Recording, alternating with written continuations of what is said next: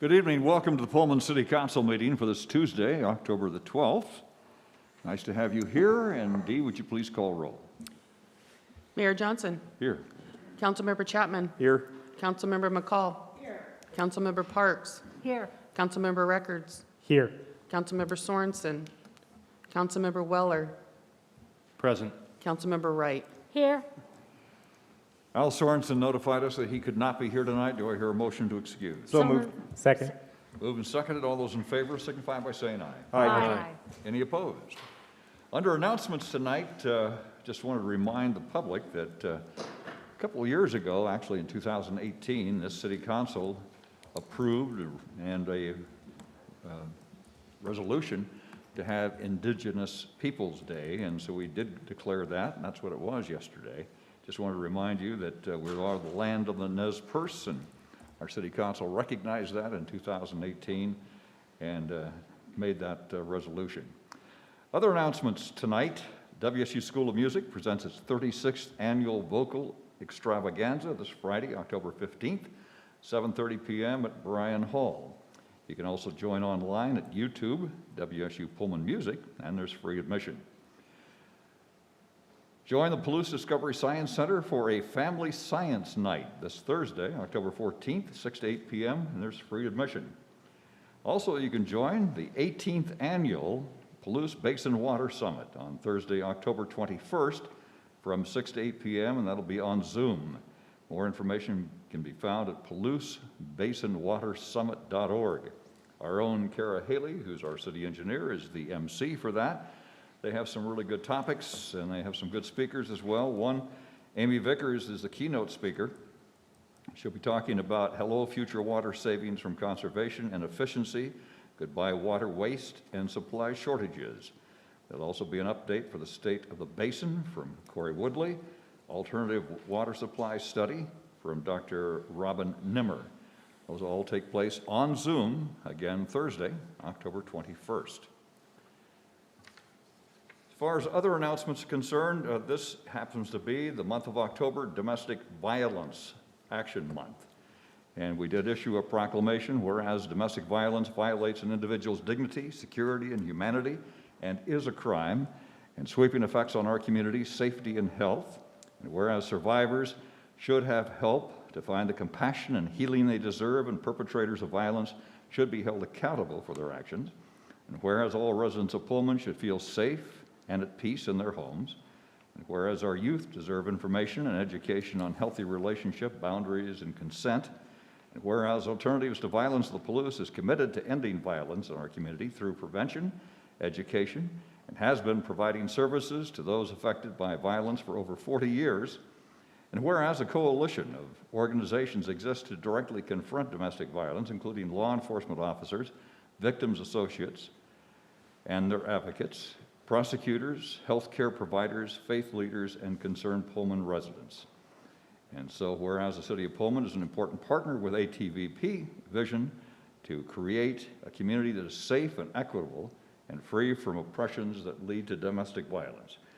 And so this is Domestic Violence Action Month in the City of Pullman. I urge all residents to reflect and honor victims and survivors of domestic violence in our community, and also use this month to take action towards ending violence on the Palouse.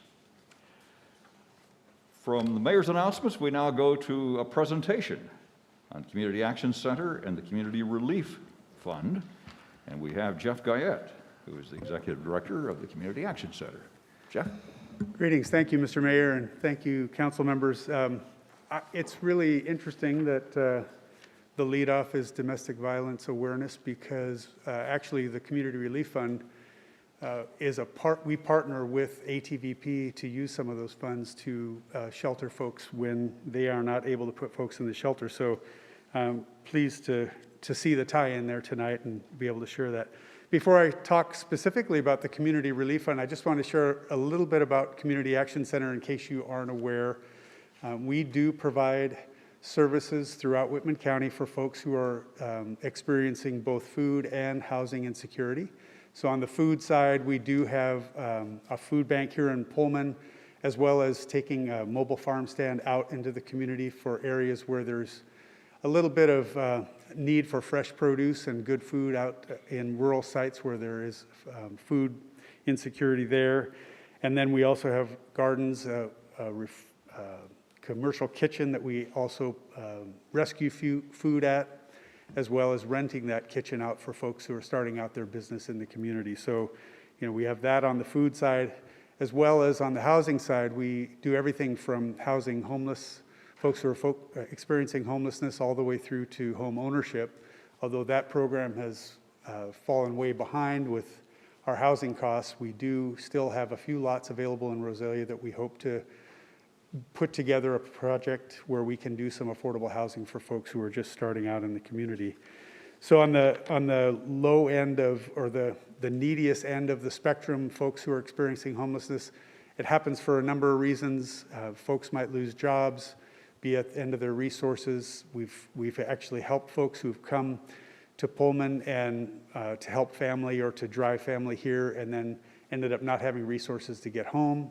So we've helped folks in crisis shelter in those experiences as well. And then we also run affordable housing projects throughout the community. We have housing for folks who are experiencing developmental disabilities and allow them a place to actually be as independent as possible and work in the community, as well as we do have transitional housing available for folks exiting homelessness. So it gives them a place to start to build their assets back up so that they can move into permanent housing and permanent shelter. And then we also have affordable housing throughout the community for both market rent as well as subsidized rentals. So we have about 260 units available of affordable housing in Whitman County, from everywhere from Pullman all the way up to Tico. Most recently, we completed the 56-unit Riverview apartment complex that opened up in September, or in August. We had our grand opening for that. That unit actually houses 28 households exiting homelessness as part of its set-asides, as well as some other set-asides for veterans and folks suffering domestic violence, folks who are experience disabilities. So it's really been a great asset to have in the community. Unfortunately, it really only met about 10% of the need for that kind of affordable housing in the community. And so we are already full. There are no vacancies and probably already building a waiting list for about a year out already. So we really have a need for affordable housing in the community. And as you all are aware, housing costs keep going up, and the ability for families to actually either purchase homes or to rent in Pullman, it becomes more and more difficult every year. As far as the Community Relief Fund, this was launched basically, and Nathan was there at the beginning. Nathan Weller was there at the beginning of the inception of Community Relief Fund. It really is a grassroots effort. Interfaith group, as well as some local partners, really started looking at how do we help folks who are experiencing homelessness that don't really fit into some of the other need buckets, for lack of a better word, of funding that we have available. And so we kind of concocted this idea. The community would raise the funds, Community Action Center would administer those funds, and we'd be able to put people into crisis housing for short-term stays, and then possibly move them into permanent shelter or permanent housing, or find transportation to take them someplace where they might have resources or family available to help them. It started out in 2012 as an idea. By 2013, we actually had an MOU started. And by 2014, we were beginning to use the funds to help folks. I think what's happened is it really, like most grassroots things, there was a lot of enthusiasm, a lot of growth in the funding in the initial years. And our staff accessed those funds and made use of them and helped a lot of folks over the years.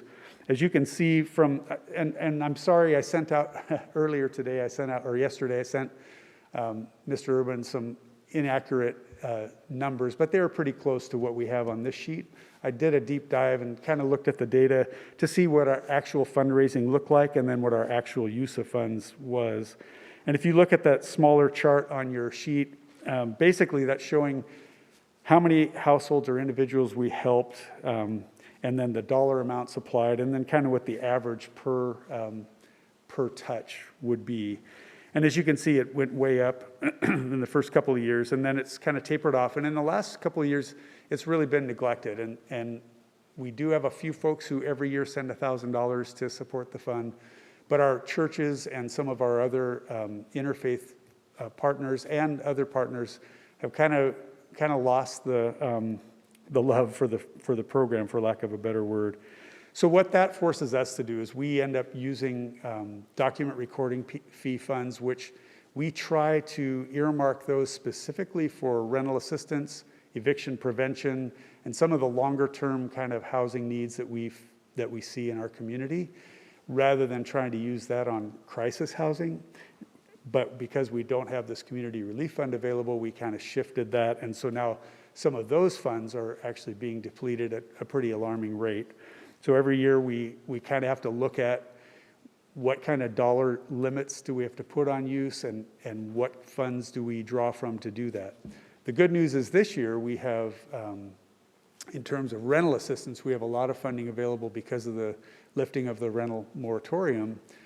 However, we really believe that we're just starting to see kind of a tidal wave of use that's going to come out of that. And the other good news is that there are resources to help landlords and residents work through some of the arrears and make a plan to take care of those. But we also have funding to pay those arrears for landlords who really deserve to be paid. I mean, there's no reason why they shouldn't be there in business. And we rely on those landlords to provide the housing for the folks in the community. So we really do want that to work at both ends. And if you look at the chart below, you'll see how the donations kind of came up really strong by 2016 and then started to taper down. In 2019, we had a little bit resurgence. I think, I believe the Pat group, and Nathan, you can correct me if I'm wrong, did a bit of fundraising in its core group to try to get some funds available for the community relief fund. But it's still at very dangerously low levels right now. And our staff are really reluctant to touch and use those funds because they're really the only funds that we have available where we can actually like buy a bus ticket for somebody to get back to, say, Sacramento because that's where family lives, or to maybe do some, help them with some documents that they need in order to either get employment or to move to another place or whatever it might be. So we really try to keep those set aside and not really use them unless we need to. And I did talk about a little bit of the guidelines on the back of the sheet. I won't bore you with that, but really it's been great to partner with Pullman Police Department. They are usually the first ones to come on scene when there's somebody experiencing homelessness in Pullman. And so they have the ability to actually put folks into a motel for short-term crisis.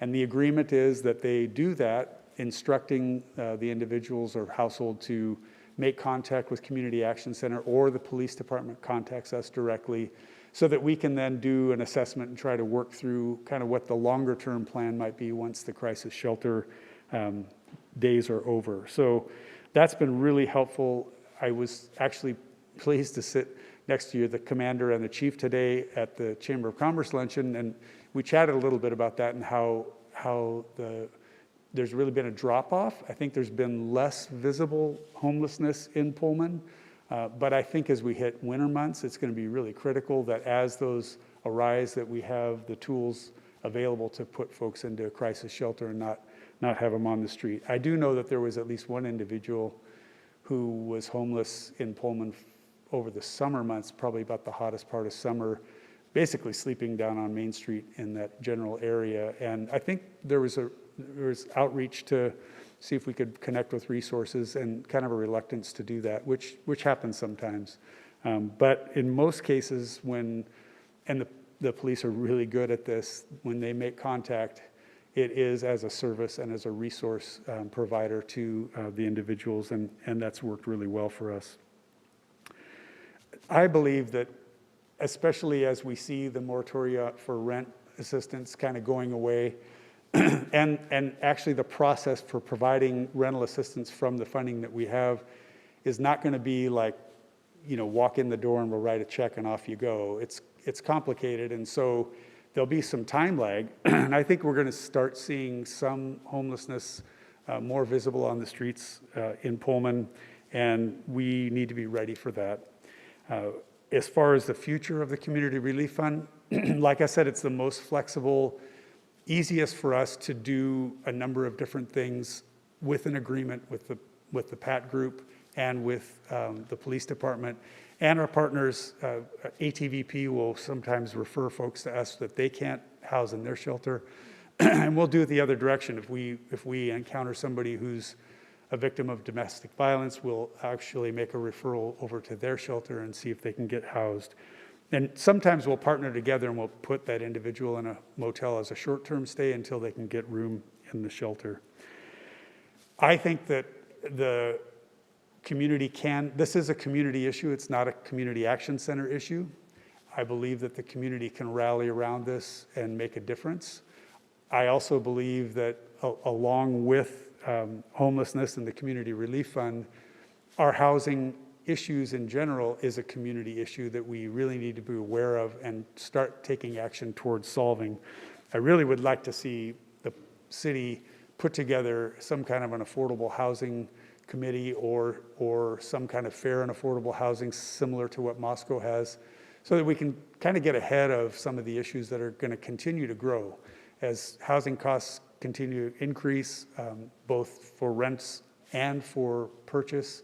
I just don't see us being able to ignore the issue for much longer.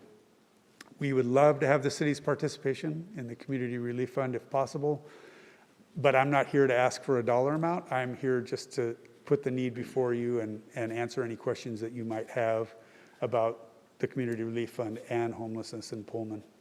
And with that, I'll turn it over to you for any questions that you might have for me. Okay. I know, Nathan, you want to say something, and then we'll go to Eileen. Yeah, thank you, Mr. Mayor. Jeff, it's great to see you. I really appreciate you giving this presentation. And I just want to make sure to recognize Mike as well. Just a little background, I went to Mike saying, Adam had put this in our budget, a certain dollar amount for the Community Relief Fund. I believe it was about 3 years ago or so, maybe 2, and had asked if it was in this budget.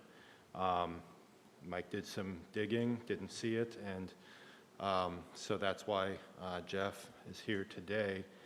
I think I've spoken briefly about it, and the reason it hasn't come up, it has been around since the idea 2012 when former Whitman County Commissioner Pat O'Neill, which the group is named after, was the elected official, and then he handed the reins over to me, and I have been doing my best to continue that work. The reason you haven't seen Community Relief Fund as much over the years is because we were very concerned about the abuse of those funds by people who, some individuals go from church to church, nonprofit to nonprofit, and request money and abuse those very good hearts and those people that have limited resources. And so we've kept it under wraps and very much filtered through Community Action Center, the police department, our faith community, because they're the ones who know the most about this.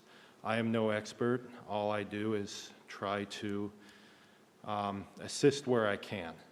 So as Jeff has already mentioned, the Poverty Awareness Task Force came together from nonprofits, faith groups, interested individuals, Community Action Center, and recently we have also the Supportive Services for Veteran Families out of Spokane that has come to the table, because while these numbers do paint a picture, the people that fund has helped is even more indicative of the need. There have been veterans that have been helped with this fund. There have been family members who have been reunited with this fund, and their families have sent, from what Jeff Tejan has told me, letters thanking Community Action Center for their gift. So I'm not going to take up any more time, but I wanted to at least mention exactly how important this is for the entire community. So thank you, Jeff. Eileen, you're next. Yeah, Jeff, you touched on it briefly, but could you give us just a little bit of a scratch out of some bare bones about the rent relief that's available? What's that process, and how would people apply for that? There's a lot of talk about it on the national news that they say that there's money available, and I had heard through the grapevine that you had a pretty slick operation. So can you sort of walk us through? Well, as best I can, I'll try.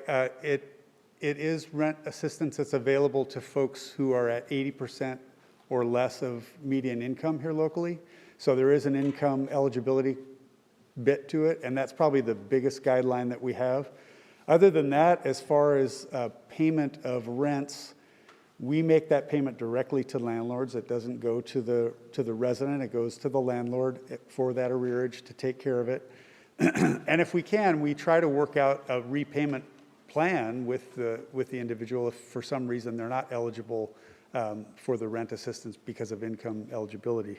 Because there are folks, believe it or not, who are above 80% median income, who are working and living hand-to-mouth, who experience some shortages and end up being short on their rent. And unfortunately, that takes time for people to build back up. As far as, so we originally had ERAP 1.0, we'll call it. It was through the Treasury Department. That was a very cumbersome program for us to administer, and we did a pretty good job of spending some money out of that and getting it out into the field, but there were so many restrictions in the guidelines and actually administrative burden on the reporting end of things that we were really relieved to see when the Department of Commerce came through with what we're calling ERAP, which is Emergency Rental Assistance Program. That funding, really the strictest eligibility is that 80%, and then beyond that, the COVID-related need is not as critical. We can help families that have, for a number of reasons, fallen behind on their rent and be able to get them some help and get the landlord paid up on their bills. And really what we would do typically if somebody, and I'll just use it as an example, we have folks who have an arrearage, the moratorium's in place, and we offer to help with rental assistance, and the answer is, no, I think I'm going to figure out a way, right?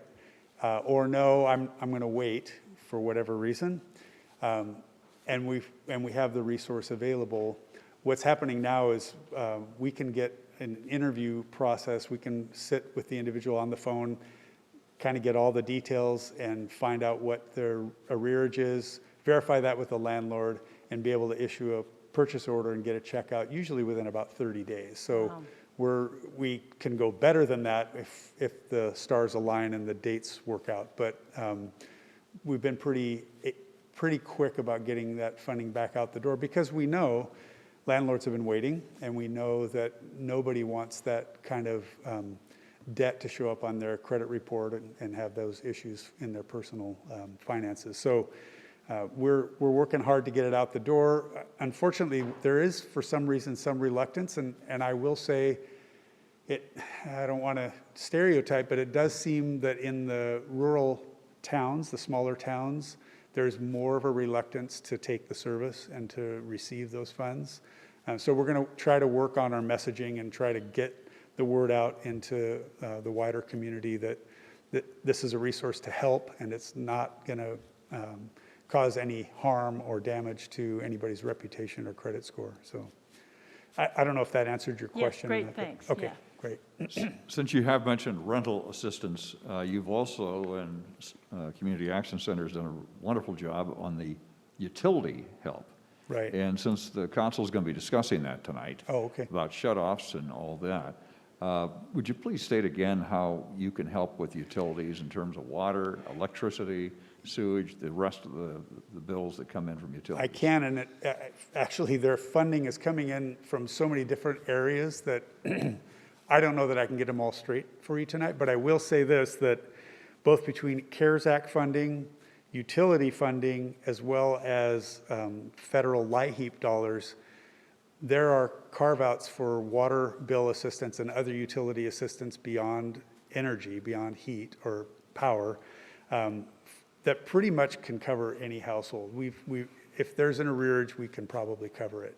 So that we do still have some, I can't even remember the acronym now, doesn't matter.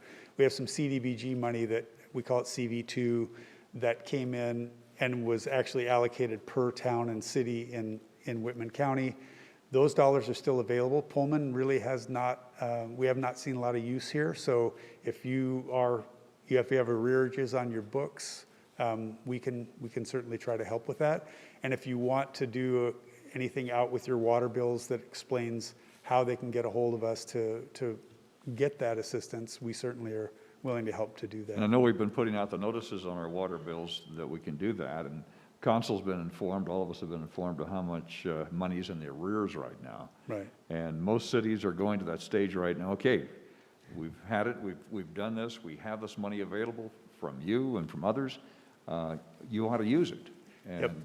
you know, because it's, And well, unfortunately, in excess of $100,000 in terms of arrears. I think the last one that you sent was maybe 170. I'm trying to remember the exact number. It was close to. Yeah, I have the email up in front of me. Yeah, there was $85,000 that's 90 days over, and then another almost 26,000 that's 60 days over. And I do believe the Pullman allocation would cover that, if I remember correctly. So I'll check our books and make sure we can get coverage there. Yeah, unfortunately, what we've seen is the carrot isn't always enough. Sometimes it needs a stick, and the stick in this case might be a shut-off notice that will kind of prompt people to take action. But I hate to see that have to happen. On the other hand, if it needs to happen in order for your department to continue to operate without those arrearages, I think, you know, we can work together to make that happen as well. Ann? Thank you for that proclamation, Mayor, about Domestic Violence Awareness Month. And Jeff, I just wanted to thank you for being here tonight to bring awareness about the Community Relief Fund, but also just want to let residents know how much we at ATVP appreciate the partnership with Community Action Center, and together how many people we really can help, and just everything that CAC does in the community. It's much appreciated and more than I think most people realize. So thank you. Well, thank you. I will say our staff is tired, but we're sticking it out, and I think we're going to take a deep breath and keep going at it. Any other comments? Not? Thank you very much, Jeff. Appreciate it. Thank you. Appreciate it. Item number 2 tonight is a motion to confirm the city clerk, D. Stiles Elliott, as the appointment of agent for the city of Pullman to receive claims against the city. And Dee, you can probably explain this. Why I thought it was appropriate that during the James Bond movie, the agent 007, that you want to be the agent of appointments. So Yeah. just came out, you know. So this is coming from changing parts of the code in previous months, and we never updated this section of code when the city clerk and the finance director was separated. So we're just, whenever we have time, we're going through other sections of code to see which ones need to be updated, and this is the one that needs to be updated currently for the agent of claims. Any questions on this? Do I entertain a motion? Move to adopt. Second. Moved and seconded. That is a motion to confirm the city clerk, D. Stiles Elliott, as the appointment agent for the city of Pullman to receive claims against the city. All those in favor signify by saying aye. Aye. Any opposed? Next comes the consent agenda. These items are considered routine in nature.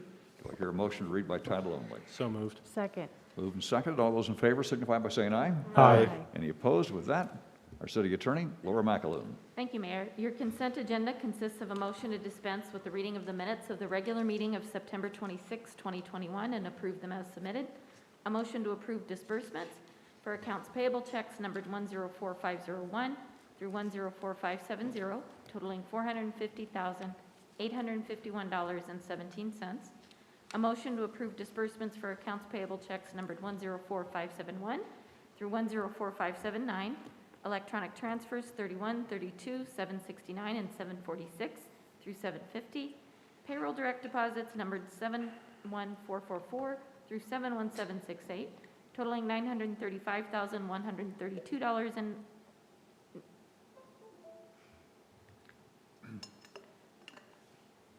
I'm just going to pull up that item because there's 2 cents.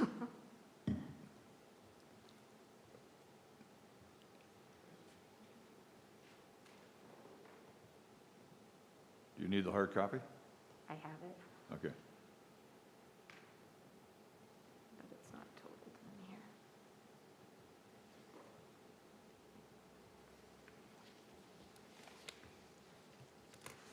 I think it's $935,132.90, just with my math. A motion to approve disbursements for accounts payable checks for utility billing refunds numbered 104581 through 104587, totaling $1,557.26. A motion to approve disbursements for accounts payable checks numbered 104588 through 104628, totaling $2,691,908.09. A motion to approve voiding checks 103637, 90754, 104179, 71431, and 104325, and the disbursement of subsequent replacement checks numbered 103992, 104580, 104500, 74922, and 2908900 due to checks lost in mail and bank errors, totaling $2,682.63. A motion to approve disbursements for accounts payable electronic funds transfer numbered 9252021, totaling $45,041.65. A motion to approve the transfer of sales tax revenue to CIP Reserve Fund for 2021 Quarter 3 in the amount of $265,034. A motion to approve a non-disclosure agreement between the City of Pullman and Avista Corporation. A motion to set a public hearing on 2022 revenue sources with the date of October 26, 2021. Resolution number R-55-21, a resolution declaring certain property of the City of Pullman to be excess and surplus property and authorizing the means of disposal. And resolution number R-56-21, a resolution approving amendments to the 6-year capital improvement program for the calendar years 2022 through 2027. Is there any item the council would like out for discussion? Seeing none, the consent agenda consists of items 1 through 12. Do I hear a motion to approve? So moved. Second. Moved and seconded. All those in favor signify by saying aye. Aye. Any opposed? And Laura, thank you for the all 12 items there. We now have a public hearing on the adoption of the City of Pullman Downtown Master Plan. With that, R.J. Lott. Thank you, Mayor. Good evening, Council. So this is a public hearing for the City of Pullman Downtown Master Plan. The draft was completed by BDS Urban Planning and Design. They completed the 2020 City of Pullman Downtown Master Plan, and it's attached in your council packet for review. The latest draft was completed in February 2020 and was slated for adoption just prior to the beginning of the COVID-19 pandemic. The plan may also be accessed on the city's website under the Studies and Plans tab. Back on August 25th, 2021, the Planning Commission found that the Downtown Master Plan was consistent with the city's comprehensive plan. A general consensus of recommendation to adopt was made by the Planning Commission and is forwarded to the City Council. Planning staff anticipates bringing this item back to the City Council for a final determination on adopting the draft Downtown Master Plan at the October 26th, 2021 regular meeting. The SEPA checklist for this item has been prepared and issued. A determination of non-significance was made on September 25th, 2021. Notice of the public hearing was published in the Moscow Pullman Daily News on September 25th, October 2nd, and October 9th, 2021, as well as the city's social media accounts. There has been one set of comments received by myself, and it was forwarded to the City Council yesterday afternoon. Those comments are by John Anderson, who is a Planning Commission member and also served on the steering committee for the downtown plan. There were also 2 City Council members that also served on the steering committee for the downtown plan. So at this time, if there's any questions by the city council, I'd be happy to answer those. Questions or comments? Okay, Eileen. Just sort of a clarification, I don't see John in the room tonight, and I thank him for his comments and for his years of service on the various boards and commissions for the city of Pullman.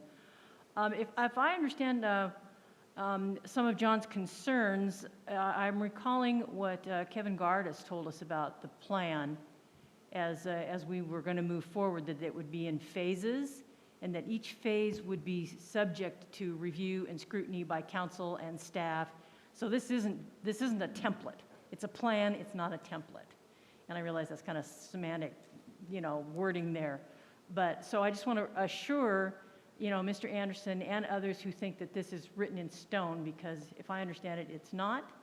And as we look at our item later in the agenda about the consultant that we're going to review to do the phasing and the planning, there's a lot of input at every level. So this is not a template written in stone, and I do thank John for reminding us to bring that up and reassure the public that if you see something in here that you don't like, be sure and let us know. And this is not written in stone. Am I correct in that? Yes, absolutely. And in fact, there's been a couple of items that have already been tried, such as, if you recall, in the summer of 2020, there was a lane reduction on Main, as well as the back-end angle parking, which was, I believe, a suggestion of this plan. So there have already been some steps, at least attempted as part of this plan, but you are correct that it's not a all or none proposition per se. Thank you. Any other comments or questions? If not, yes. Oh, I was just, I really appreciate, actually, I appreciate Councilmember McCall's point on that. And I know every once in a while, we'll still hear from people who bring up the back-end angle parking, and maybe folks who don't know say that we're fixated on back-end angle parking. But each of these individual items is going to keep coming up time and time again, because it's sort of a roadmap, but it's not, it isn't a template. And I've never heard it put that way, but I think, I really appreciate that. I think you're spot on. No other comments. At this time, we open a public hearing on this adoption of the City of Pullman Downtown Master Plan. Is there anyone who would like to make any comment during this public hearing on this? Seeing none, going once, going twice, third time, we close the public hearing. Thank you very much for that presentation, RJ. We now move to the regular agenda. The first item is an ordinance of the City Council, the City of Pullman, Whitman County, for a lot of different amendments with City Code. And with that, I'll just turn it over to D. Stiles Elliott. Good evening, Council and Mayor. So this is an ordinance that is in relationship to the appointment of agent for accepting claims against the city. And that's just updating the wording and taking some of the duties of the finance director when he was doing the city clerk and the finance director at the same time, and putting them solely on the city clerk. And I'd be happy to answer any questions if you have any. No questions on this? Dan? I just want to say that I appreciate all of staff's work on updating city code as we go forward, updating the language to make it more modern, as we've talked about on the council several times, so I appreciate that. No other comments? Do I hear a motion on this ordinance? Move to adopt ordinance number 21-12. Second. Moving second. Laura, please read the ordinance. Ordinance number 21-12, an ordinance of the City Council of the City of Pullman, Whitman County, Washington, amending Pullman City Code, Chapter 1.98, and Pullman City Ordinance numbers 18-25, Section 23, 2018, 13-14, Sections 1 through 3, 2013, 85-26, Sections 1 through 3, 1985, A900, Section 1, 1970, 13-7, Section 1, 2013, and 07-15, Section 1, 2007, and other matters properly related thereto. All those in favor signify by saying aye. Aye. Any opposed? Item number 2 is a resolution approving the final plat of Paradise Hills subdivision. Number 12, and authorizing the mayor, finance, administrative services director to sign the final plat. Clayton Forsman, our deputy public works director. Clayton? Thank you, Mayor, and good evening, City Council. Paradise Hills 12 is located within the Paradise Hills 8 preliminary plat, which was approved by council in 2017.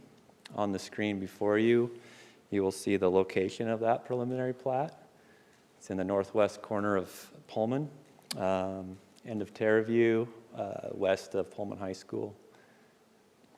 You'll see the Kamiak Elementary is there on the west half of that preliminary plat. This preliminary plat was for the division of 43 acres into 76 lots.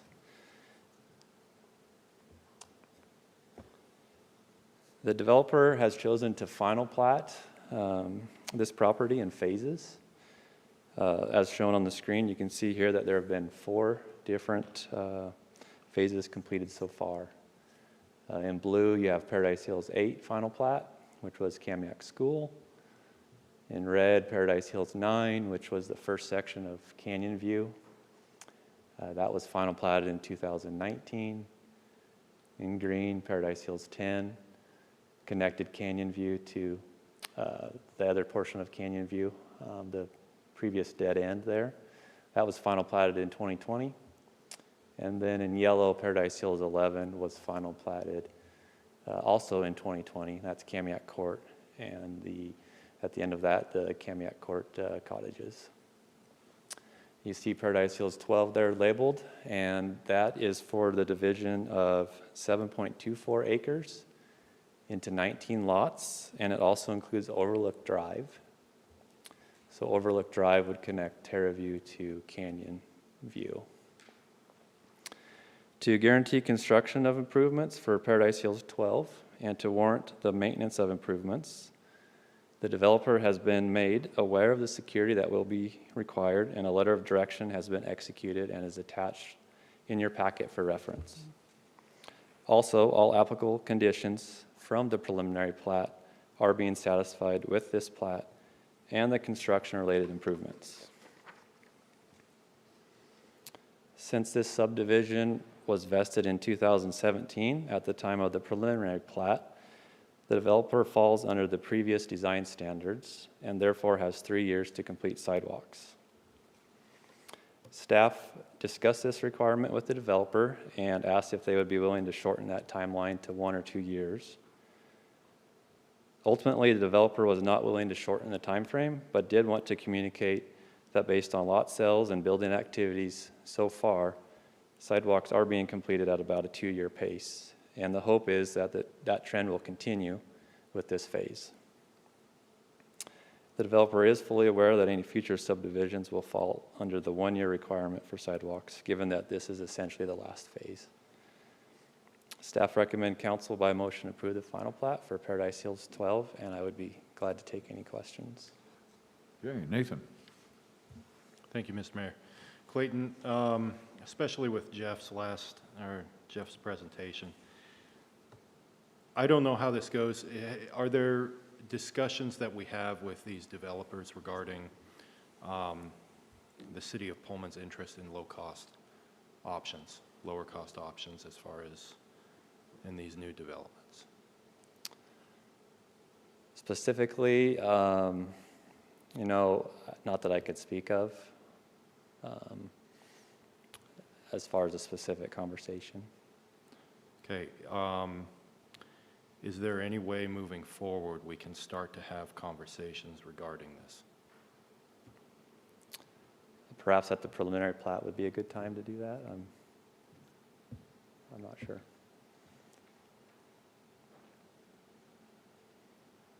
Are you asking if you could have that conversation at this point in time for this plat? At this time, it's not possible. I understand that. What I'm saying about future. So this is just in general, not in general, specific to not this specific to preliminary, this because final plat. Yeah, because as I understand, it's already been. Yeah. Okay. So in future. Any other questions or comments? I would like. RJ had a comment. Yeah. Maybe I could answer that. So there are a few things that the city could do. As you recall, a couple weeks ago, I brought forward a legislative update that really removes some barriers to entry-level housing. The second thing that the city could do, city staff could really promote the availability of planned residential development. So the 11th phase in yellow is a planned residential development on smaller lots, meaning smaller homes, smaller units. So that would, in essence, make it a little bit easier. So there is some minor things the city could do. There's still some barriers that exist, including the cost of raw materials and available labor force to construct the homes. So there's limited options, but staff is certainly welcome to have the conversation with the developer to help facilitate those entry-level homes being constructed. Great, thank you, RJ. Sorry, Clayton, about putting you on the spot there. Okay, no other questions? Oh, Brandon. I'm not sure if this is going to put you on the spot or we need RJ again. But I would love to know, I'd love to get an update or where we stand on the Greyhound Way to Terraview direct. Sure, you betcha. So that was also Steve Mader development. And that project does include a PRD, which RJ just spoke about. That was preliminary platted earlier this year. And so we're currently in the phase of reviewing the construction plans. We did approve early grading plans maybe 2 months ago. It's a challenging site. There's about 85,000 yards of fill, really no cut. So a lot of grading to happen. We're still reviewing the construction plans. Next year, I would hope to see that really get going good and final platted maybe next year. So that does include the connection that you referenced, as well as a PRD kind of south of that connection in the farm fields out there. Perfect. And obviously, I wanted to bring it up because you had mentioned, Clayton, connecting from Terraview to, is it Canyon View? Mm-hmm. Which it does, and that gives us, technically, it gives us 2 access points, right? An ingress and egress. But necessarily then we are sending additional traffic that wants to go through neighborhoods, right? Maybe unnecessarily, and the more we talk about neighborhoods and additional traffic and speed, I think it was worth asking and having you bring up so that the public knows that we will have an arterial here connecting, so just through traffic doesn't have to go speeding through neighborhoods. Thank you. You're welcome. Any other comments? Then do I hear a motion on this resolution? Move to adopt. Second. Moved and seconded. Laura, please. Resolution number R-57-21, a resolution approving the final plat of Paradise Hills subdivision number 12 and authorizing the mayor and finance and administrative services director to sign the final plat. All those in favor signify by saying aye. Aye. Any opposed? Item number 3 is a motion to select Welch Comer Consultants for the Downtown Improvement Design Services. And with that, Sean Colts, our Public Works Director.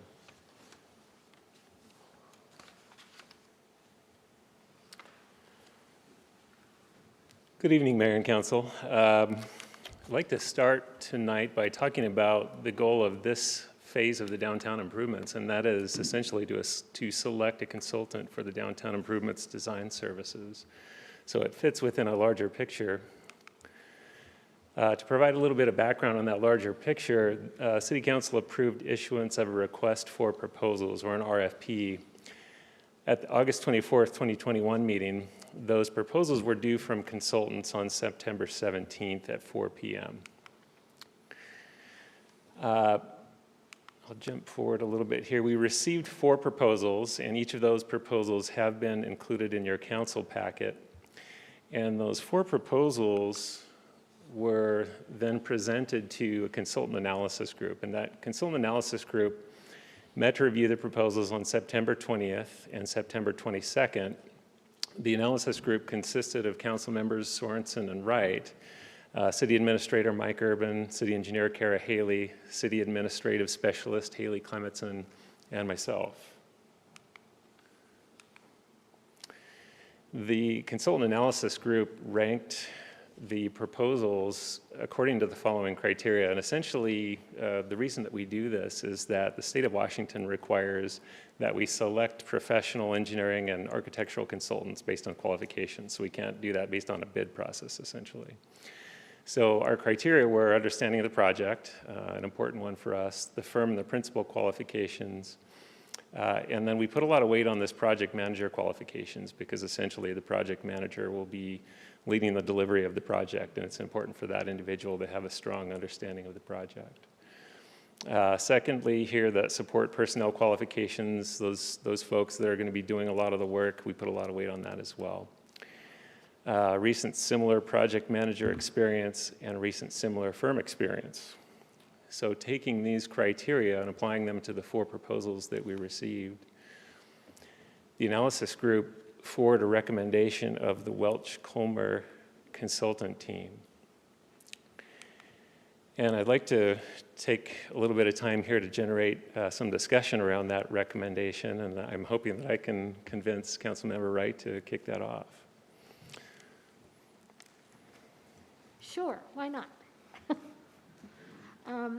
So we did take the time to thoroughly review all of the proposals that were presented to us, and it was almost unanimous in terms of who kind of rose to the top.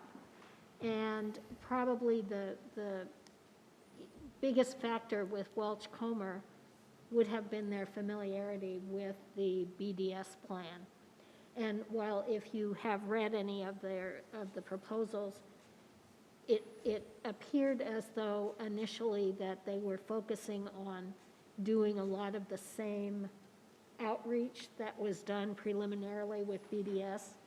And so we had a lot of discussion around that and felt that that would be something that we certainly could address going forward, that we didn't need to have that level of additional outreach since that had already been done. And I think all in all, it was a very smooth process. I want to compliment Sean on how organized he had everything arranged, and the whole process for us anyway was very efficient. And I appreciate that just in the value of time and being able to bring this forward to the group. And I apologize that this wasn't brought to you a couple of weeks ago, but I was out of town, and the analysis group felt that it was important that we didn't realize that Al was going to be gone tonight, but that we both be here to represent the group. And so anything else you'd like me to add, Sean? Oh, no, that was great. And I would add a few points of some of the strong elements that we saw from the Welch-Colmer team. And again, just to reiterate what Councilmember Wright said, that this is essentially the incumbent team. This was the team that originally worked on the downtown Pullman master plan. And they did add a few team members here that I think strengthened the team a little bit as well. And so the team showed up very strong compared to the other consultant proposals. There is a strong local presence to this team, as well as a very good understanding of the project. Given, I think, the experience that was seen with master planning work, I think they delivered. So it's nice to have some confidence in that team. And with that, I'd like to open up the discussion a little bit and open that up for questions. Okay, comments or questions? Eileen? I'll dive in. I really appreciate all the work that y'all did on this, and Pat and Al especially too. I think I think this is a very solid recommendation. Some of the folks in here that we got to know a little bit during the BDS process, especially Phil Boyd, and I'm looking here and I recognize Jeff Arango also. I recognize his face. They did a terrific job, I thought, when they were here in Pullman. And they were, to my mind, they were really the shining stars of the process, those two individuals along with Leslie. So 3 really, really bright people. And I love the way this is written. This really jumped out at me as written by people who knew Pullman. our idiosyncrasies. Some of it's a little tongue-in-cheek, which I really appreciated. And yeah, they really know Pullman, they know our quirks, and they know where the sticking points are going to be, and they're going to help us do what really benefits our community the most. They're going to be flexible, they're going to be level-headed. This is a great recommendation. Thanks to the committee. Any other comments? Dan? Sean, I was wondering if, for people viewing tonight, if you could give maybe a very brief description of what the difference between the work that this group will do from what the downtown master plan was. Because I think just in terms of process, people might be confused about, didn't we already go through a master plan process, and what's the difference with what we're doing now? Sure, and I prepared a few slides, so let me jump forward to answer that question.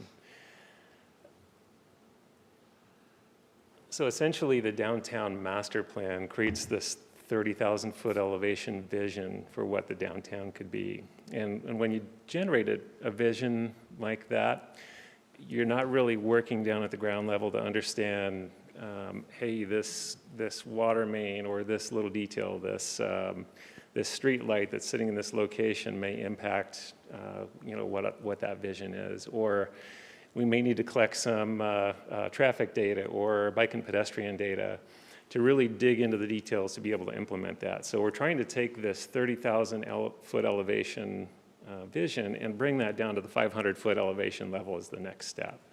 So, basically, a big part of that vision development was to work with major stakeholders, and so we've done that big push to really work with the stakeholders and work with the community to create that vision. And now we've got to say, okay, let's get to work. Let's find a way to get this thing built. And so that next step really is to hire this consultant to say, okay, let's take that 30,000-foot elevation vision. Let's really dig into the details and make sure all those concepts are viable. We'll put a cost estimate to each of those elements of the downtown plan, and then bring that back to the council to make a decision on, okay, what elements are we going to be able to implement? And so there's a part of this that is very much project definition to say, okay, we've got this much budget and we've got this many projects, and so here's a menu of projects and what are the priorities for those. Does that help answer the question? I think that helps a lot. Okay. Any other comments? Just to kind of reiterate what Councilmember McCall presented earlier in terms of things not being set in cement. Mm-hmm. What was in the proposal, again, is not necessarily set in cement in terms of what we want to prioritize and not. So we have that dialogue and that communication with the consultants to be able to do that. So I just wanted to use what you said, Eileen, as a platform for that. So. Yep. Any other comments? If not, do I hear a motion on this? Move to adopt. Second. Moved and seconded. Motion to select Welch Comer Consultants for the Downtown Improvement Design Services. All those in favor signify by saying aye. Aye. Aye. Any opposed? Thank you very much, Sean. We now move to another motion from Sean. Authorize staff to apply for the Water Smart Water and Efficiency Grant.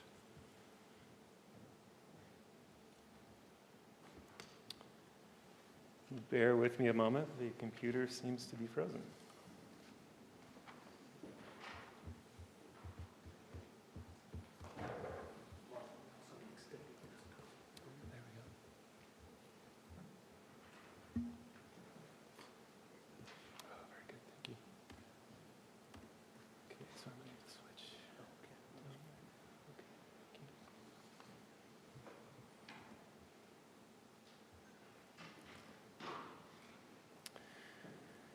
This next item here is to look at a Bureau of Reclamation Water Smart Water and Energy Efficiency Grant.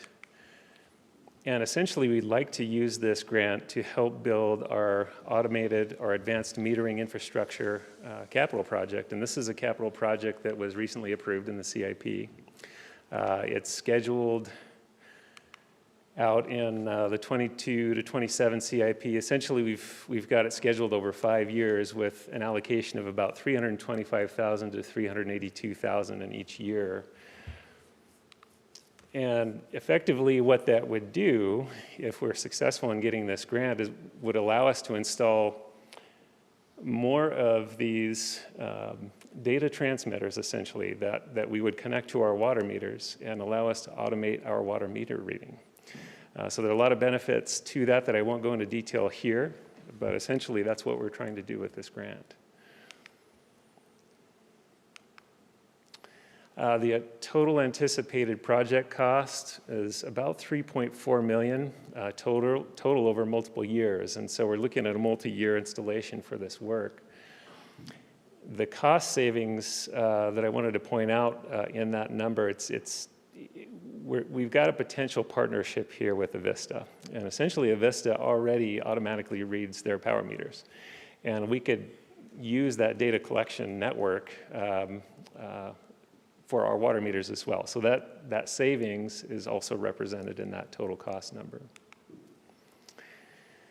Some of the grant details, and I wanted to talk a little bit about strategy on this grant and set some bounds on this. The WaterSmart grant can be used to fund up to 50% of project costs. And there's a however to this. And that is that the grant applications that receive a higher scoring are for communities that cover a higher percentage of the project cost and that ask for a lower support level. So we're trying to balance that with this application. I wanted to get some guidance from council on what they would like to see within these fence boundaries. And that essentially is there are two funding groups within this grant. One is funding group 1, and that funds projects up to $500,000 per agreement. And more of those group 1 projects tend to get funded. The funding group 2 is up to $2 million per agreement, and fewer of those projects get funded. And the reason for that is essentially they're awarding anywhere between 40 and 45 grant awards, and that has to fit within a total budget of about $15 million. So they're trying to split that $15 million among 40 to 45 grants, and effectively that ends up being about $375,000 on average per grant. So we've got a couple bounds on our strategy to apply for the grant. One is to go after that group 1 funding in the under $500,000 category and apply for multiple funding cycles, because we can apply for this in subsequent years and implement the system over a 5-year time span. And with that kind of a strategy, we would have a higher likelihood of receiving a grant.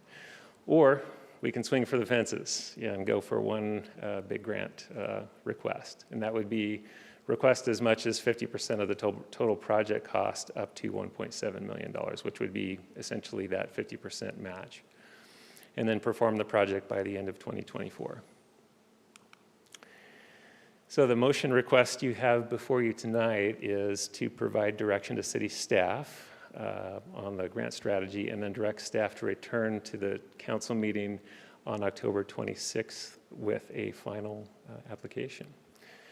And with that, I'll take questions. Questions, comments? Since they're looking for direction on this. So for the whole ball game, or, I mean, you get half, but, or do it in stages. Nathan?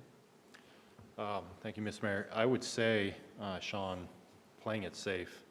If we lose out, then, yeah, we lose. So, it's my opinion. Dan? I also think going for the group 1 probably makes sense for us too, in terms of a budgeting perspective too, of over time implementing those projects. Ann? Two questions. If we don't get, whatever we apply for, if we don't get it, does that just stop the process until we can find other grant funding?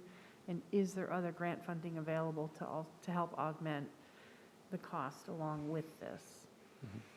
Great question. And effectively, this type of a project luckily is not an all or nothing project. We can install this AMI system with little chunks. And so if we aren't successful in getting the funding, then we would apply the funds that we do have and implement the system more slowly. But we could move forward with the project. So yeah, that's one of the benefits of this type of a project. In terms of other grant funds, one item that could be used would be the ARPA funds, although there's still a prioritization process for those funds and where you want to use those. So there are some other pots of money out there, but this is one that specifically our PBAC director had suggested to us for the AMI system. And based on our area and our need, what are the people who are working with this, their thought on what would be a successful strategy? Yeah, when you get down into the details of the scoring for the grant proposals, the projects that really are covering more of the cost of the project have a higher likelihood. So generally, you get at least a 5% bump in likelihood of getting the grant if you reduce that project cost down. And especially if you can come in with that funding Group 1 package. And one of the advantages of that Group 1 package, again, is that you can apply for it again in the future. And the only stipulation is that we would have to complete our first round of the grant funds before we could then apply for the second. So it may create some gaps in the funding and implementation. So you might have a spike and then have a little break in installation and then pick it up again. So, yeah. Thank you. Any other comments? Of course, this goes right along with fighting global warming. You won't have to drive a car around to get all the readings anymore and be able to do it electronically. So there ought to be a grant fund for that too. Any other comments? If not, do I hear, oh yes. And didn't we also talk about, because I know there was a concern about the people who are doing that job right now, but they would be reassigned to other things that the city has needed to have done, but we just haven't had the personnel to do it. Is that correct? We had talked about that as an option, that it is an option. My understanding is that involved some of the transit folks initially. And currently our transit staff is actually somewhat overwhelmed with workload. So we'd have to balance existing workload with helping with installation. So as we can free up some bandwidth, hopefully we can do that. If we can't do that, then the option is to hire a contractor to do each phase of the installation. Just for clarification, were you talking about the meter readers? Okay, that's what I thought. Yeah, there's lots of work out in M&O for the people doing the regular meter reading as opposed to Sorry, yeah, because the original plan when this came out, when we were in the middle of COVID, is how do we keep our entire staff? Okay, bear with me. I misunderstood I that. apologize. I didn't make that clear. Okay, thank you. And Yeah, do I there's hear a lots of work motion out on there. this? Is it a motion? It's item number 4. Move to authorize staff to apply for the grant. Second? Moved and seconded. Authorize staff to apply for the Water Smart Water and Efficiency Grant. All those in favor signify by saying aye. Aye. Any opposed? Our next item is a motion to approve the creation of administrative sergeant position within the police department. Gary Jenkins, our police chief, is here tonight.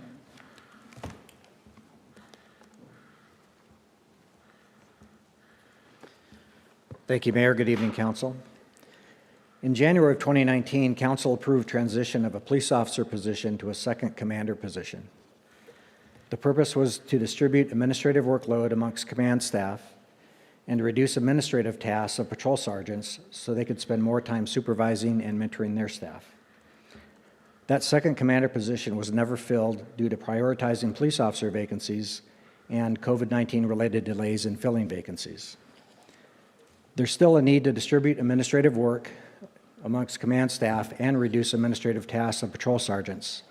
but I believe converting the unfilled second commander position to an administrative sergeant position would better serve our current needs and will position our department for growth by developing our internal staff for future command level positions. Internal promotions provide numerous benefits when compared to bringing in leadership from elsewhere, but only if we're able to develop staff to be prepared for those positions. I provided council a memo outlining the need, the impact, and the benefits of an administrative sergeant position. The cost is virtually a wash since there's so much compression between sergeant pay and benefits and command staff pay and benefits. A partial list of the benefits by creating this new position includes improved recruitment efforts, sergeants able to spend more time supervising their subordinates and less time on administrative tasks, improved overall risk management capabilities, command staff with a manageable workload, chief able to spend more time on staff development and strategic leadership.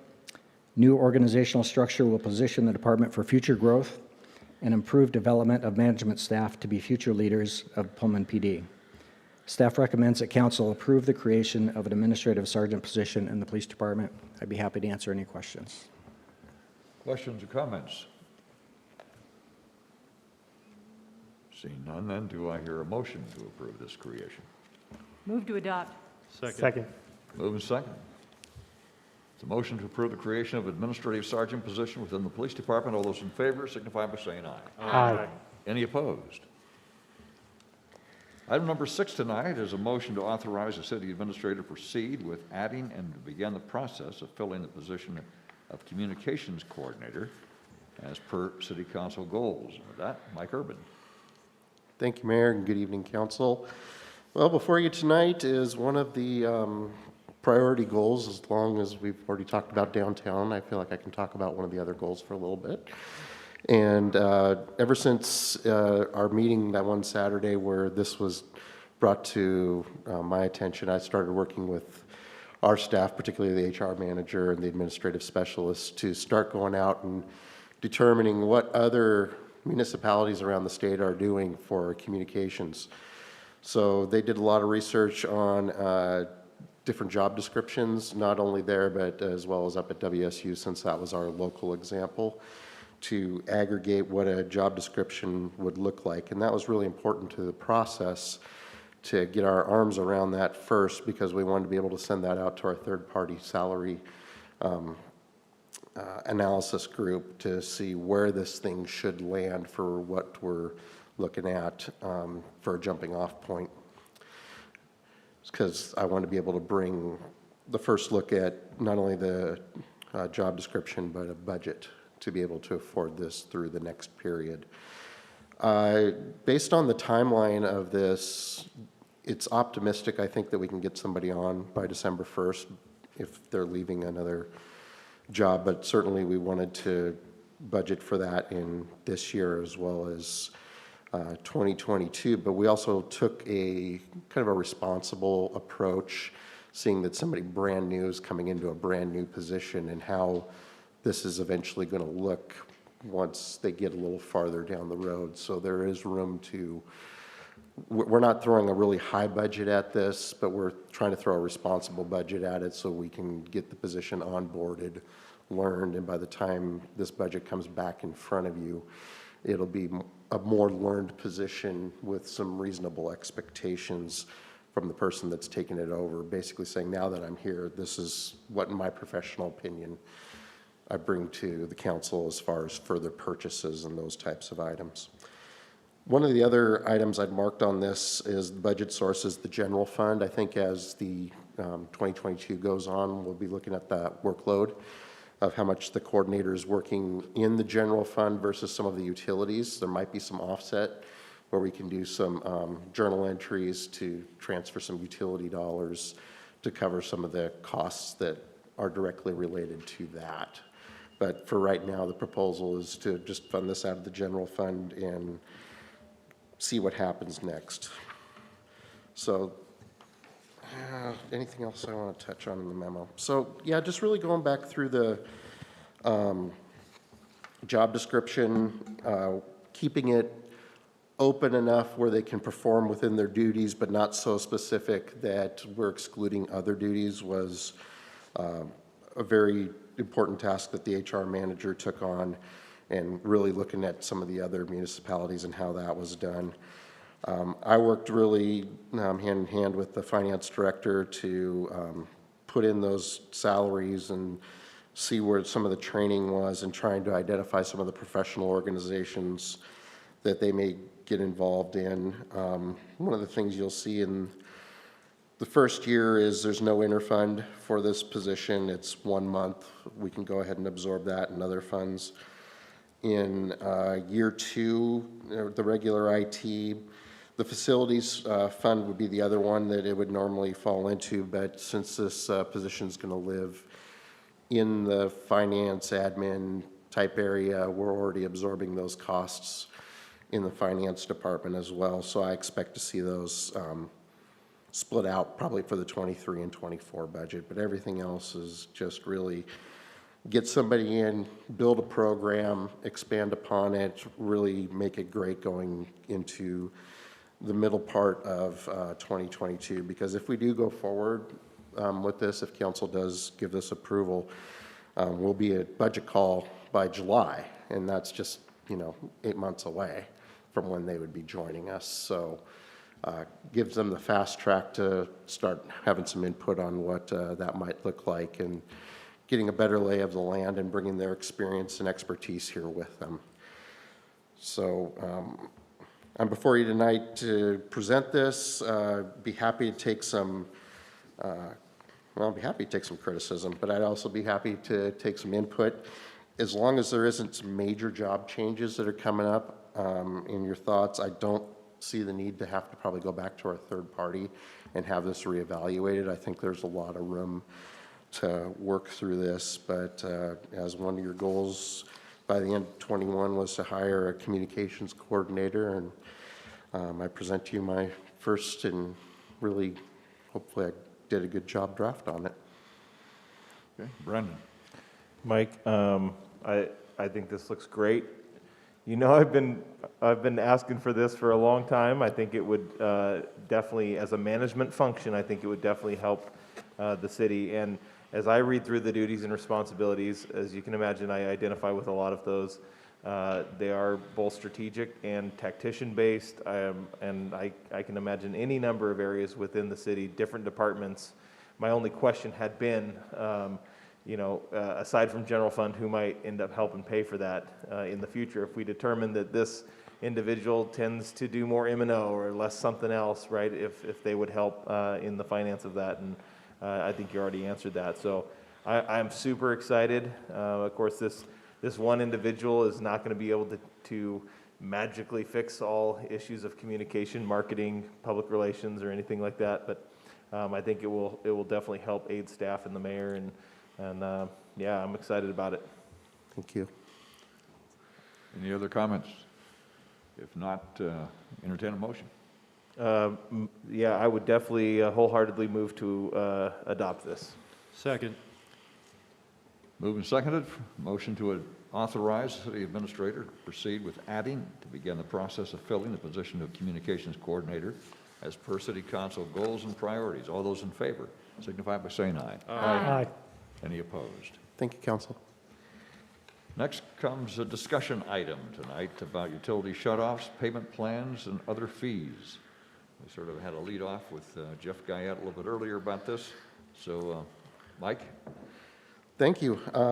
Back again, and yeah, Jeff really teed me off, not teed me off, teed this off very nicely. We knew what you meant. Thank you. I sound terrible, the cold is gone, but I'm getting there. Since COVID really started up, I've been sending council monthly updates on our utility aging report. I actually started in May of 2020, which would have been the aging report as of the end of April. And we've been watching this grow and watching things change a little bit here. And I think the biggest things I want to just touch base on to the greater community that's tuned in to watch this is, yeah, our 90-day utility past dues since that May has increased 87.9%. and our 61 to 90 past dues are up 156%. So the numbers I gave earlier were rounded, so right now our 60 to 90 day past due is $25,947.16. 90 days or more, $85,361.88. You'll notice in your council agenda item that we called around and the administrative specialist talked to a lot of different groups to see what they were working on. And the only one that's kind of in the same position that we are of reviewing options is Moses Lake, but it seems like all the others have a plan going forward. And we did put Moscow and Lewiston in there just because of their proximity, but their state had different rules than we did, so those have got to be discounted a little bit because of the playing field they were allowed to work on. I did some general poking around, light duty analysis today because I didn't know really where to start and how to do this, but as what type of data would you want out of here to help make your decision? At the end of it, I pulled everybody that's got 60 days or more stuff past due, and there was 505 different customers that fill that description. But a lot of those, there's one customer in particular, I would call them a large developer, account for 67 of those accounts. And if you look down this list, there are other developers that have 12. I got one here that's got 5, but there's a lot of individuals on here as well.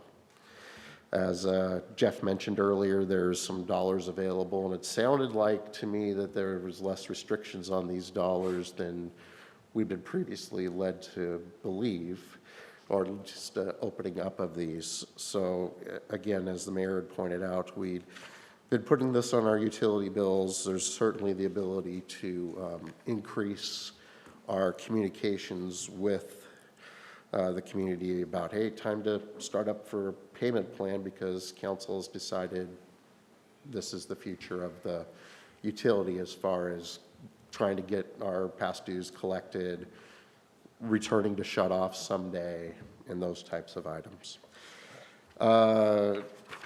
Kendall Frazee at McAloon Law, just very timely, did a nice memo on an update on one of the House legislative bills as far as timing of the proclamation where we could start doing shutoffs, or I don't want to get that wrong. On the 30th of September, the moratorium things ended, but it's not for another 90 days before we could start doing shutoffs again. Yay, got that one great. So we're talking about the end of December. And as Jeff mentioned, sometimes people need a little bit of one of those. I think the last thing I have before you guys jump into a discussion on this is if you look at what a lot of the cities are doing, they're generally in line except for Spokane. Spokane seems to be going out further than everybody else. It looks like they're doing another 90 days on top of the original 90 days before they start doing shutoffs again. So what we really have is a water utility here, and as I mentioned in the previous meeting, and for the benefit of those watching, is that this council was way ahead of the governor as far as making sure people could get their utilities delivered, and before the governor made any proclamations on this, we were told to keep the water and sewer flowing. But now that the governor has, that has ended, my request to council is for some guidance on how you would like us to proceed with our utility customers. Okay, Nathan. Thank you, Mr. Mayor. Mike, I appreciate more information regarding this. This is awesome. So you know which ones are developers that are not, you're saying that, right? You know, I've been here since I've been here since the winter of 2019, and there's some developers that absolutely put their development name on here. There's some that I happen to have learned they're developers, but they're under their personal name, and I would want to go through this a little more carefully, but can I say there's at least 10% that are developers? Absolutely. 20% now, dollar-wise, yes. How they choose to put their name into the system is one thing. What they're doing with it might be another at this level. But the long and short of it is they're business people, and if somebody else is floating the money for them. Okay. Personally, I'd feel more flexible towards individuals, renters, so on and so forth. My feeling is, what kind of communication, how is the communication going out about the other options? It's in the mail, correct? It's in their bills. They can actually see, please contact the Community Action Center. Give them the phone number, give them all the connections. They can help you with your utility bill. And emails? We don't have a real strong email database, so we haven't been able to do that. When the emergency plans came out, we pushed that pretty hard too, but without a resolution point at some end. We had 4 applicants originally. We picked up 2 more as the days went on, and those folks are within compliance. Okay, I know personally, I don't really look at the mail that comes in regarding water bills because it's taken out directly from bank accounts, so that's not as much, I wouldn't necessarily see the notices if it was me. And I think that's you're outside of this group. But if it's taken out of the bank account, you're not on that list. Yeah, no, I know, that's true. But as far as being able to contact these individuals, I'm assuming we have phone numbers, these sorts of things to reach out personally. Sure. So here's a bit of my concern. I understand the financial, and I appreciate those numbers. I know as far as grants receiving that sort of assistance, just real short, when I came back in 2013 from doing the internship over at Virginia, I very much should have applied for the assistance from Community Action Center, something along those lines, and I was talking to fellow council members regarding this. However, my pride and the fact that I knew people in those areas, Community Action Center, very much kept me from seeking that assistance. I know with COVID, and this is still a very small community, people, just as Jeff had said, especially in rural areas, are less inclined to look for that assistance or ask for that assistance. I would very much like us to consider extending a moratorium, continuing to do that, at least for 30 days to do additional outreach if possible. I think if we have some additional communication ideas, I think, I'd feel more comfortable, but that's my opinion. Yeah, we cannot do shut-offs for at least 90 days, at least until December 30th. We're all the way through December. And I just reorganized my list here to see how many of these folks that were 60 days or later also had current bills. So for lack of a better term, this may not be the case. How many people are still receiving service but are not paying their bills? And I got 179 customers. And of that, one of them is that large group. So really, it's closer to 110. So I know from experience sitting in City Hall and watching a particular, and I'm not going to mention who it is, this person had funds, okay? But had just consistently never paid his bill. And then he would get the red tag, and then he would come in and pay his bill.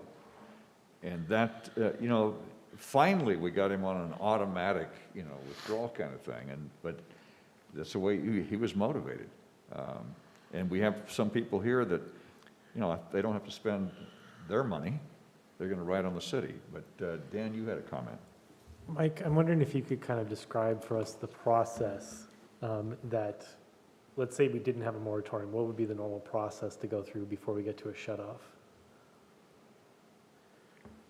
The normal process? Yeah, like I'm sorry. the mayor's Okay. talking about like. Sure. Yeah, I want to double check. It's been so long. Yeah. However many days out, if they haven't paid, we send them the red tag, and then they have the days to pay and make it correct. Otherwise, the water gets shut off. If the water gets shut off, there is a shut-off fee and a turn-back-on fee. And I would assume that going forward, if we go forward with shut-offs, that red tag notice would also include a further communication about the resources available through Community Action Center at that point?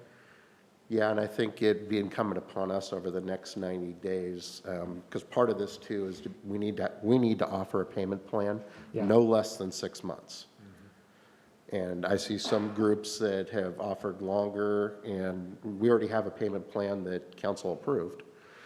So I don't see us having to adjust it much to meet the new criteria. We'll double check the verbiage.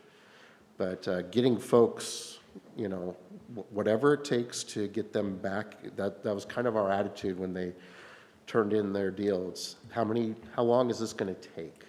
I could probably have it in 4 months, and I had a long talk with one of them, and I convinced them to do it in 6 because I didn't want them calling me at month 3 or 4 agonizing over having to redo it. It just taken a little bit of pressure off of them.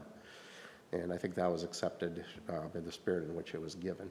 Yeah, and I think coming into this before Jeff spoke to us earlier today, I was a little bit more kind of concerned about, you know, moving forward with the shutoffs again. I was kind of more where Nathan's sitting, but after Jeff's description of the funds that are available and how they've opened up, and it sounds like that it can apply to a lot more of these situations than previously what I was thinking. So I think I'm a little bit more comfortable going forward with going back to shutoffs.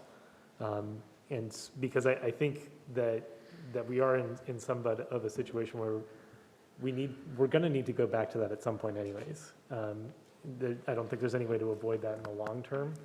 One of the things, if we're sitting at 90 days out right now and we're talking about the end of December, I am a little concerned about, you know, I don't want to start January 1 moving to a shutoff with somebody.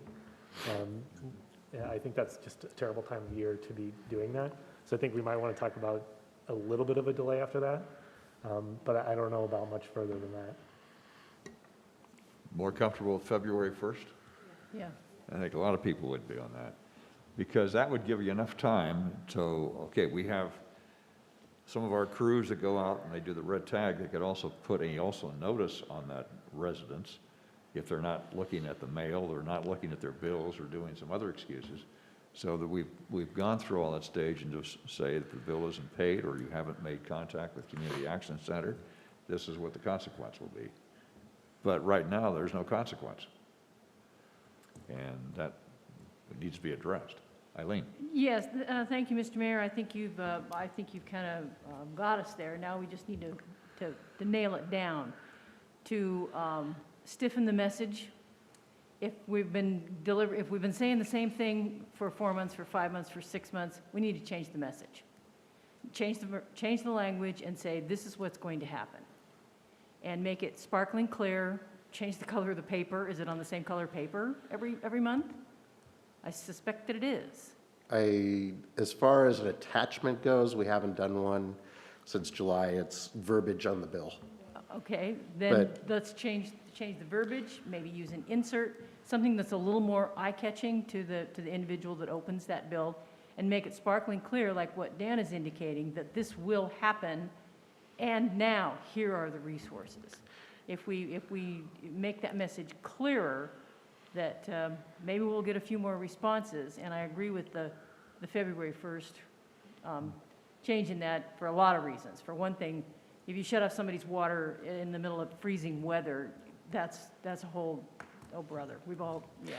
Yeah, Nobody wants that, and we may not have crew available either at that time of year because there are other duties during weather situations. So there's a lot of reasons to roll that. Sure, and that's not me standing in front of you saying, doing that. That was the governor rolling over the shut-off. And, you know, we brought it to you so late because we were expecting it to happen again because it happened So let's 2 or try 3 some, times before. So let's try some interims to see if we can inspire some people, and again, providing Jeff's information. And something that Jeff said, and I may not have understood him correctly, there is some funding available directly to City of Pullman for our relief? I caught that too, because again, I saw that as a grant opportunity. I'd want to follow up with Jeff on that in the morning and certainly report back to council. But, you know, there's a group here, we can spend some postage, we can send a direct note saying the council has discussed this, they're intending to go back to shut-offs, we do have a payment plan. Please get this filled out beforehand, and then we can continue Well, to it should push say it other thou ways shalt. as well. Yeah. So Yeah. we can open up our reach out as well. Okay. Ann? Thank you. Yeah, I was going to say that too, if we could do a little bit more of a public press release push starting, you know, so that, you know, when you hear that same message over and over and over, I think that would be really good.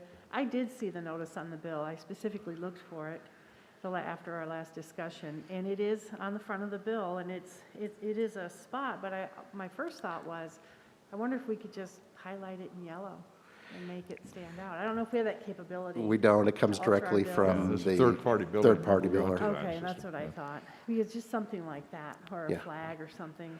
But we can do you some know. inserts, maybe do a third-page insert in red on, you know, hey, you got 30 days left. Right, Yeah, so there's some tools there. yeah, and then, of course, you know, keep emphasizing the help that is out there in the community, specifically from CAC. Thank you. Okay, any other discussion? Nathan? Yeah, I do feel more comfortable with a February type of date, warmer month, and warmer than, you know, December. Okay. Yeah. you I know. moved here in February, I was like, man. No, okay. no, I actually would rather have a March, but it's up to the, you know, entire council. I would say also, regardless of just the hard copy bills, social media, that as Councilmember Parks brought up, you know, total push. And if it's possible, I don't know how long, and I don't want to press our staff, but phone calls, if there's a way to just give a call, if it's possible. You said you talked to one individual and say, hey, this is available, or have you looked at this? Of course, I know you can't go into a lot of detail, but that personal touch sometimes makes the difference, and that's my concern. So.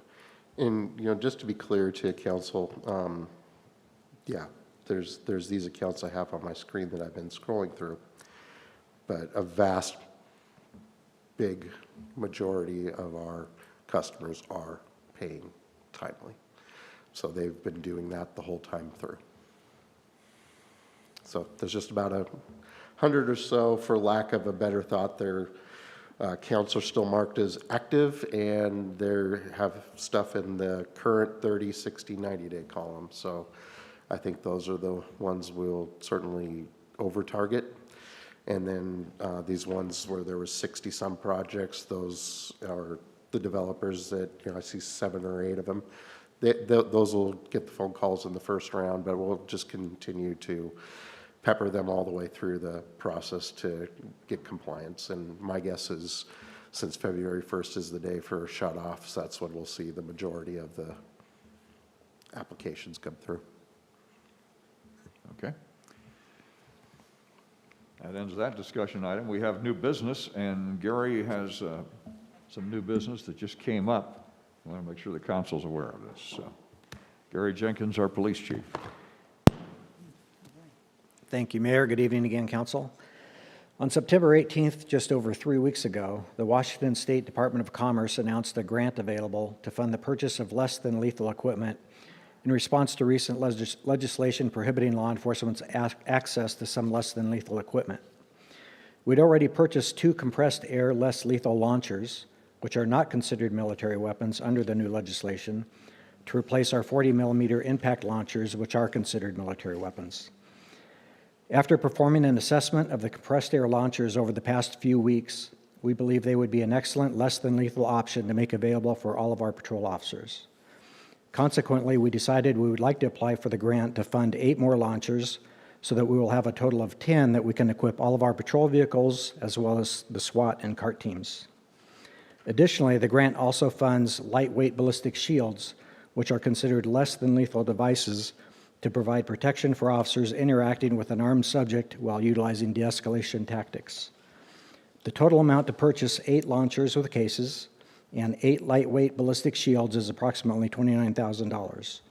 The Department of Commerce, through the Federal Justice Assistance Grant Program, has $1 million available for the entire state of Washington. No match is required. A letter of intent was submitted prior to the deadline of September 29th. Grant applications are due October 15th. The grant time period is from November 15th, 2021 to June 30th, 2022. This request is being brought before Council at the earliest opportunity following our assessment of the compressed air launchers and our decision to pursue funding. Staff asked that Council to authorize the Chief of Police to submit a proposal for the less than lethal grant offered by the Washington State Department of Commerce. Eileen. I support this. Just a very quick question. Do we have capacity for training on these new devices? We actually have a trained trainer already on staff, ready to train our people. Other comments? Dan. Just as we're talking about the recent legislation and kind of the limitations that's put on certain devices, have we received any kind of guidance from the Attorney General's office or any updates from the legislature at this point? We have not. Nothing from the Attorney General's office or any hint of what might happen next legislative session. Because I know based on our last discussion, that was something we were hoping we might get some guidance from the Attorney General's office for clarification. And I think this is one of those items that we had talked about as probably the way that the legislation was written. This was probably not intended to be included in that, the old style launchers that we had. But I just wanted to see if there was any updates, so thank you. Well, I would say also that even if new legislation allows for our current prohibited launchers, we're finding that these new launchers would also have a place for our staff as another less than lethal device. This also sounds like something that Spokane Police had just gone before their council trying to get something to take care of what was eliminated by the Right, I think they're looking at using pepper balls with a similar type of device. Right. Any other questions on this? Then do I hear a motion to support this grant application? Move to support grant application. Second. Moved and seconded. All those in favor signify by saying aye. Aye. Aye. Any opposed? Thank you, Gary, for bringing that before the Thank you. council. Appreciate that. Any other new business to come before council? If not, then at this time, the city council will adjourn to an executive session pursuant to discuss with legal counsel representing the city matters relating to agency enforcement action, or to discuss with legal counsel representing the agency potential litigation concerning litigation or legal risks of a proposed action or current practice that the agency has identified when public discussion of the litigation or legal risks is likely to result in an adverse legal or financial consequence to the agency. The executive session expected to last 10 minutes. It is 8:43 at this point. Let us convene the executive session at 8:46 and for 10 minutes after that. Thank you.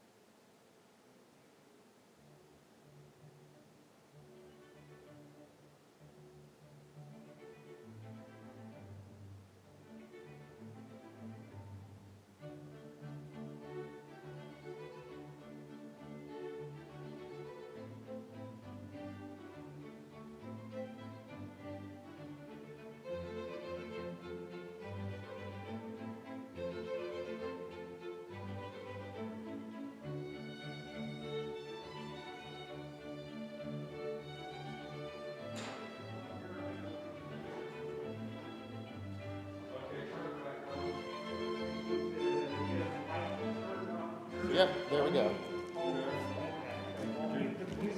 Hold it a second. Highly coordinated here. Okay, go.